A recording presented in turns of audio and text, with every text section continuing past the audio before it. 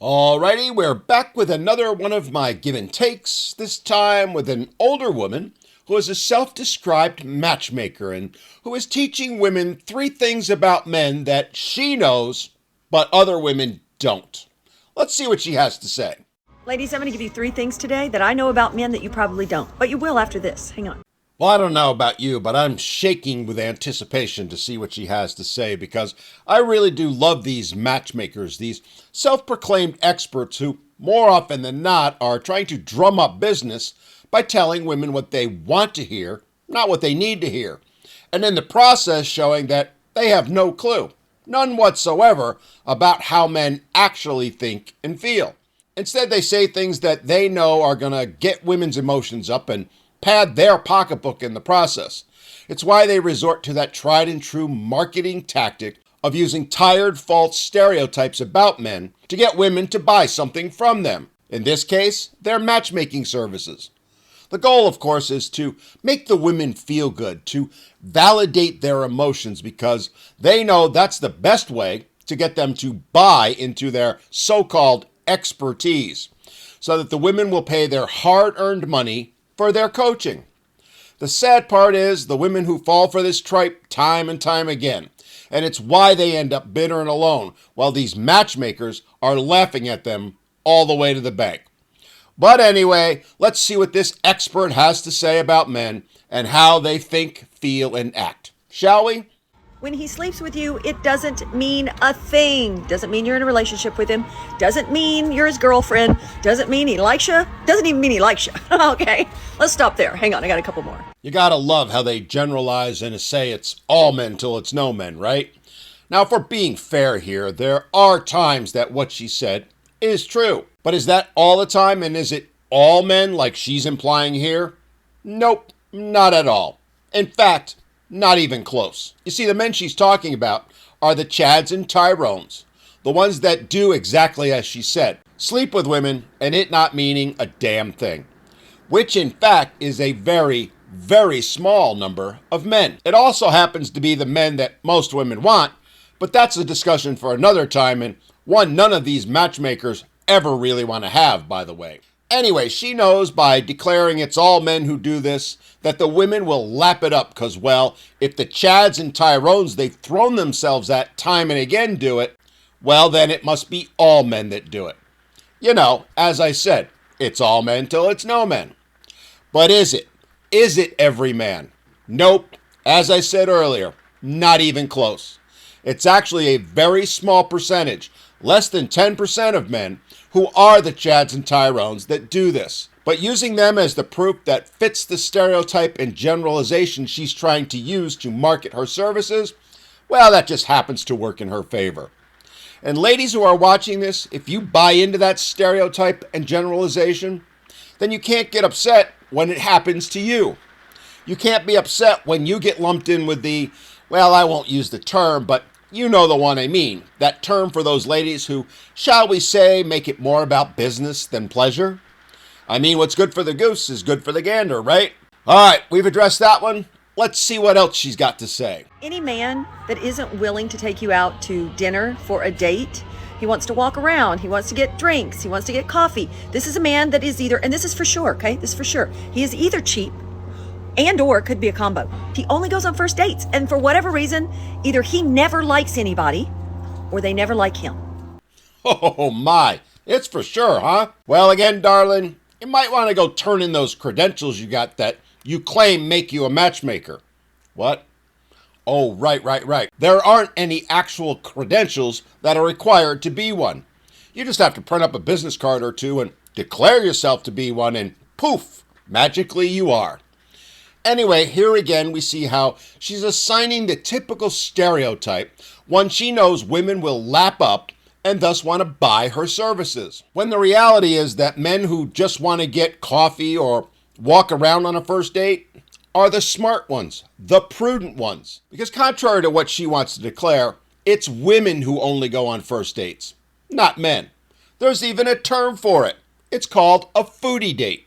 Something women are teaching each other that they should be doing all the time. And you see, men, because of that and other reasons, have done the ROI on first dates and realize that there's no real point in spending a ton of money on a date with someone you don't even know, and hell, might not even like, and know it within the first couple of minutes. Contrary to the fantasy she's trying to sell to women, not everyone hits it off, and you don't need anything more than a cup of coffee or a walk in the park to determine if it's something worth pursuing. And notice how she assumes that it's the man that's going to pay.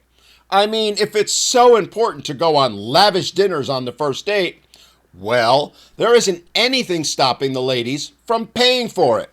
Maybe taking some of that money they're paying her for her matchmaking skills and using it to go on first dates with men. In fact, I think that should be the norm now.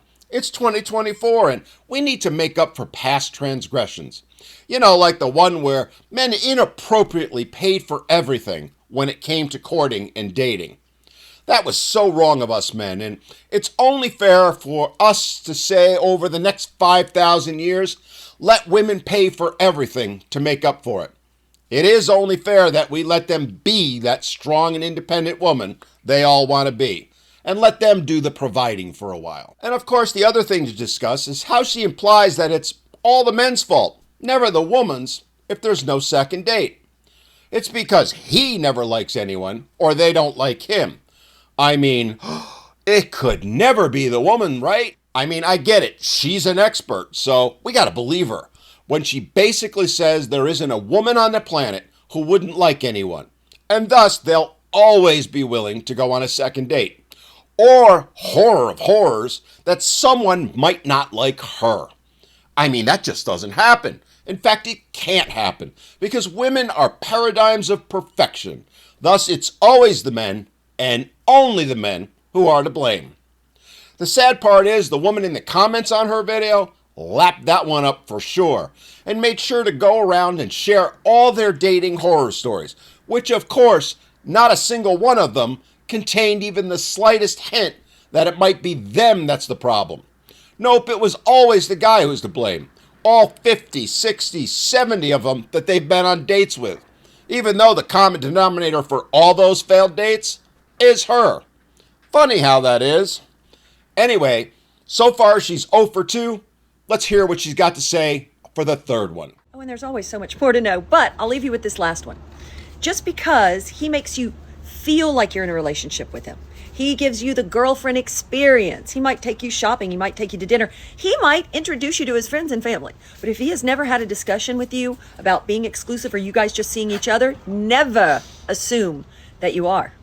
Hope it helps. Well, I agree. Making assumptions is never a good thing. You know, like assuming it's always the men that do this and never the women. But that said, on this one, I actually have to say she's not far off.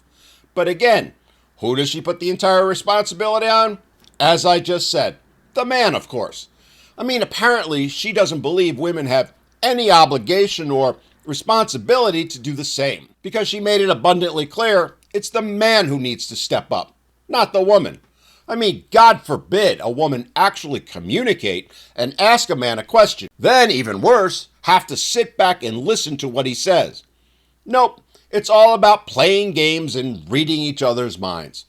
I mean, come on. For all their claims about wanting to communicate, for all their babbling on, no one is worse at communication than women. And as for her claim, well, it's laughable and frankly, not even worth going into, because again, it's nothing more than projections on what women actually do and assumptions about what men do. Which again proves she has no idea, none whatsoever, how men think, feel, and act, or what their motivations and beliefs are. Either she's never been in a successful relationship with a man, or never actually spoken to one and listened to what he had to say. Which begs the question, how the hell can she be an expert when she doesn't have a clue about men? Again, let's talk about the reality. Her goal isn't to help women, and in fact, most of these matchmakers who post this stuff do far more harm to women than good. Remember, ladies and gents, with some exceptions, most of them have one goal: to make as much money as they can off other people's sorrows. Thus, they feed into stereotypes and reinforce negative beliefs, most especially ones that aren't true, as their main marketing. I get it. That's what they have to do if they want to make money. Because if she actually told women that maybe, just maybe, they are the problem, that maybe, just maybe, they are the reason that men don't want to go on dates with them or get in relationships with them, that maybe, just maybe, it's not the men who need to change, but them, well, none of them would ever hire her, right?